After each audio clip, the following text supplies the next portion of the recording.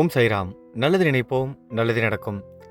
இன்றைய தலைப்பு, உன் நம்பிக்கை வீண் போகாது, நீ நினைப்பது நடக்கும், வெற்றி நிச்சயம். இந்த பதிவில் நம்ம சாயோட பொன்மொழிகளை நம்ம கேட்டுக்கிட்டே கோவிலை முழுவதுமாக சுற்றி வர போகிறோம். பாபாவோட அற்புதமான பொன்மொழிகள் கேட்பதற்கு முன்பு நம்ம துவாரகா மாயில் நம்ம சாயை பார்த்துருவோம். அதுக்கப்புறம் அவரோட உபதேசத்தை கேட்டுக்கிட்டே நம்ம கோவிலை முழுவதுமாக சுற்றி வரலாம். பாபா இந்த துவாரகா மாயிலிருந்து எத்தனையோ பக்தர்களுக்கு நல் வார்த்தைகளை சொல்லியிருக்காரு, நல்ல உபதேசம் கொடுத்துருக்காரு, எவ்வளவோ ஆசீர்வதிச்சிருக்காரு. இப்போ நமக்கும் அந்த ஆசீர்வாதம் கிடைக்க போது அவரோட வார்த்தைகள், அவரோட பொன்மொழிகளை நம்ம கேட்க போகிறோம். அதற்கு முன்பு நம்ம சாய் குடும்பத்தை சேர்ந்த பக்தர்களுக்கு ஒரு முக்கியமான ஒரு விஷயம் என்னென்னா, நம்ம தீபம் சேனலில் சிவபுராணம் பதிவுகள் ஒவ்வொரு நாளும் போய்கிட்டு இருக்கு. உங்கள் எல்லாருக்கும் தெரியும். இன்றும் நாளையும் மிக முக்கியமான பதிவுகள் வருது. இன்றைய பதிவு சிவன் பார்வதி காதல். இந்த தலைப்பில் வீடியோ இன்றைக்கி வந்திருக்கோம். எல்லா பக்தர்களும் கேட்டிங்கன்னு தெரியல, கேட்காதவங்க கேட்டுருங்க. ரொம்ப அற்புதமாக இருக்கும். அது மட்டும் இல்லாமல் நாளைக்கு சிவபுராணத்தில் சிவனுக்கும் பார்வதிக்கும் திருமணம் நடந்த அந்த நிகழ்ச்சிகள், திருமண வைபவத்தில் நம்ம எல்லாரும் கலந்துக்க போகிறோம். அற்புதமாக இருக்கும் நாளைக்கு பதிவு, தவற விட்டுறாதீங்க. இப்போ நான் சொல்கிறதையே உங்களை திருமண நிகழ்ச்சிக்கு ஒரு இன்விடேஷன் அனுப்புகிறதா நினச்சிக்கோங்க. தயவு செய்து எல்லாரும் கலந்துக்கோங்க. ரொம்ப அருமையாக இருக்கும். அதனால தான் நான் இவ்வளோ தூரம் சொல்கிறேன். தீபம் சேனலில் இன்றைக்கி நம்ம போட்ட பதிவோட லிங்க் டிஸ்கிரிப்ஷன் பாக்ஸ்லேயும் ஃபஸ்ட்டு கமெண்ட்லேயும் பின் பண்ணி வைக்கிறேன். தயவு செய்து போய் பார்த்துருங்க. அப்படியே சேனலை சப்ஸ்கிரைப் பண்ணிட்டு நோட்டிஃபிகேஷனும் ஆன் பண்ணிக்கோங்க. தீபம் சேனலோட லிங்க்கு கீழே கொடுத்துருக்கேன். தயவு செய்து எல்லாரும் கலந்துக்கோங்க. நாளைய பதிவு மிக மிக முக்கியமான பதிவு. சிவன் பார்வதி திருமண வைபவத்தில் நீங்களும் உங்கள் குடும்பமும் கலந்துக்கோங்க. எல்லாமே நல்லபடியாக நடக்கட்டும். சரி, வாங்க இப்போ நம்ம சாயோட அற்புதமான பொன்மொழிகள் உபதேசங்களை கேட்டுக்கிட்டே கோவிலை முழுவதுமாக சுற்றி துவாரகா மாயில நம்ம முடிக்கலாம். என்னிடம் வருபவர்களுக்கும் என்னை தஞ்சம் அடைபவர்களுக்கும் என் உபதேசத்திற்காக என்னிடம் தீவிர நம்பிக்கை உள்ளவர்களுக்கும் நான் எப்பொழுதும் அவர்களுக்கு உதவியாக துணையாக வருவேன். என் மீது நம்பிக்கை வை. உன் நம்பிக்கையும் பொறுமையும் வீண் போகாது. என் வார்த்தைகளில் நம்பிக்கை வை.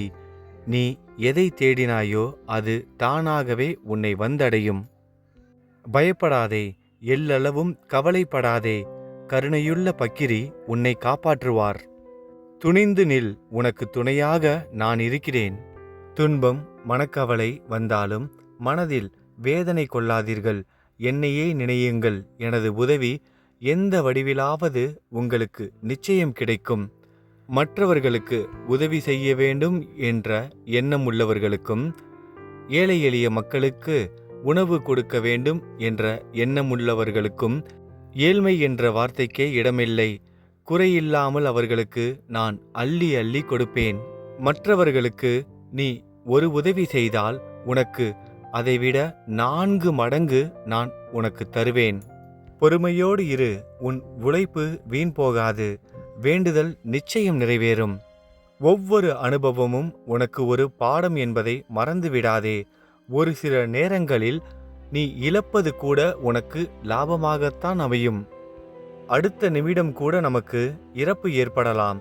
அடுத்த நொடி நமக்கு இங்கு நிச்சயமில்லை. அப்படி இருக்கையில் இதில் திமிர், வெறுப்பு, கோபம், ஆணவம், சமூக பயம் போன்ற அழுக்கை சுமந்து சாகாதே.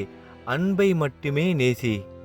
நீ நினைப்பது நிறைவேற முயற்சி செய்தும் தாமதமாகிறது என்றால் அது உனக்கான நிறைவான விஷயமாக கிடைக்கப் போகிறது. இந்த சாயின் ஆசியோடு அது நிச்சயம் நடக்கும். நீ மகிழ்ச்சியாக இருப்பாய். இது சத்தியம். உலகம் எப்படியாயினும் இருக்கட்டும். உன்னை சுற்றி இருப்பவர்களும் எப்படி வேண்டுமானாலும் இருக்கட்டும். உன்னை யாரும் வெறுக்கட்டும், இல்லை அளவுக்கு அதிகமாக உன்னை விரும்பட்டும். இது எல்லாமே மாயைதான் என்பதை என் சமாதியின் படிகளில் ஏறும்போது நீ புரிந்து கொள்வாய். உனக்கு ஆக கவலைப்பட நான் இருக்கிறேன். வேறு சிந்தனை உனக்கு வேண்டாம். என்னை நினைத்து கொண்டே இரு. அனைத்தும் நல்லதே நடக்கும். எல்லா திசைகளிலும் நான் உன்னை சூழ்ந்து இருக்கிறேன். எதற்காக பயப்படுகிறாய்? நீ எனது பிடியிலேயே இருக்கிறாய். நானே உனது தந்தை. உனக்கு துன்பம் நேர நான் எப்படி அனுமதிப்பேன்? உனது எல்லா கவலைகளிலிருந்தும் எப்படி விடுவிக்கிறேன் என்று மட்டும் பார். எல்லாம் நன்மையாகவே நடக்கும். எதற்கும் பயப்படாதே. நீ தேடி சென்ற காலம் விலகி அனைத்தும் உன்னை தேடி வர இருக்கிறது. காத்திருக்கும் நேரம் கவலைகளுக்கு என்றும் இடம் தராதே. மனம் தளராமல் இரு. இனி நீ நினைத்த வாழ்க்கை உனக்கு கிடைக்கும். என் வாக்கு என்றுமே பொய்யாகாது. உறவுகள் உன்னை பாராட்டும். பிள்ளைகள் உனக்கு பெருமை சேர்ப்பார்கள். பொறுமையாக இரு. நான் எனது அதிசயத்தை உன் குடும்பத்திலும் உன் வாழ்க்கையிலும் நிகழ்த்துவேன். மனம் அமைதியுடன் இருக்கும்போதுதான் இறைவனிடம் நம் பிரார்த்தனை பலன் தரும். என்னை தவிர உன்னை பாதுகாக்க வேற எவரும் இல்லை. உன்னை என்னிடம் ஒப்படைத்துவிடு. வாழ்க்கையில் நீ சந்திக்கும் சூழ்நிலைகள் எதுவாக இருப்பினும், மகிழ்ச்சியோ துன்பமோ அதை சமமாக பாவிக்கும் மனப்பக்குவத்துடன் நீ இருந்தால் உன் மனதில் தேவையில்லாத கற்பனைகளும் குழப்பங்களும் வராது. இதுவரை தோற்றதையும் நம்பிக்கை இழந்ததையும் ஒரு அனுபவமாக எடுத்துக்கொள். நீ வாழ்வில் முன்னேறி செல்வாய், இது நிச்சயம். எது வந்தாலும் எதிர்த்து நின்று போராடு. அனைத்தும் நன்மைக்கே என்பதை தீர்க்கமாக நம்பு. நான் இருக்கிறேன். நீ நிச்சயம் முன்னேறுவாய். உன் மனதில் எதிர்காலத்தை பற்றிய பயம் இருந்தால் அதை தூக்கி எறிந்துவிடு. உன்னோடு நான் இருக்கிறேன். நீ என்னை அடைந்தால் நான் உன்னை கடாட்சிக்கிறேன், உன்னை பாதுகாக்கிறேன். நம்பிக்கையோடு நீ உன் கடமையை செய். உனக்கான அந்த நல்ல நாள் நிச்சயம் உன்னை தேடி வரும். நீ என் பேரில் உன் பலுவை சுமத்தினால் நான் நிச்சயமாக அதை தாங்குவேன். யாரையும் திட்டாதே, சாபமிடாதே, கெடுதல் நினைக்காதே. நீ எதை செய்கிறாயோ அதுவே உன்னை வந்து சேரும். நீ மனம் வருந்தினாலே போதும். உனக்கு பாதிப்பு தந்தவர்களுக்கான தண்டனை கிடைத்தே தீரும். இதுவே பிரபஞ்ச நீதி. ஒரு கஷ்டமான நிலைமையை சந்திக்கும்போது மனம் உடைந்து போக வேண்டாம். பொறுமையுடன் என்ன நடக்கிறது என்பதை கவனித்த வண்ணம் இருங்கள். ஏனெனில் என்னுடைய குழந்தைகளையும் பக்தர்களையும் எப்படியாவது காப்பாற்றுவதே என்னுடைய கடமையாகும். விடியலுக்காக காத்திருக்கும் உனக்கு வெற்றி நிச்சயம். யாமிருக்க பயமேன். பயப்படாதே, எல்லளவும் கவலைப்படாதே. கருணையுள்ள பக்கிரி உன்னை காப்பாற்றுவார். எந்த ஒரு சந்தேகமும் வேண்டாம், பயமும் வேண்டாம். குழம்பாதே. நீ போக வேண்டிய தூரம் இன்னும் அதிகம்தான், எனக்கு தெரியும். ஆனால் நான் உன்னோடு இருப்பதை என்றும் மறக்காதே. நீ நினைத்த விஷயம் என் ஆசிகளுடன் விரைவில் நடக்கப் போகிறது.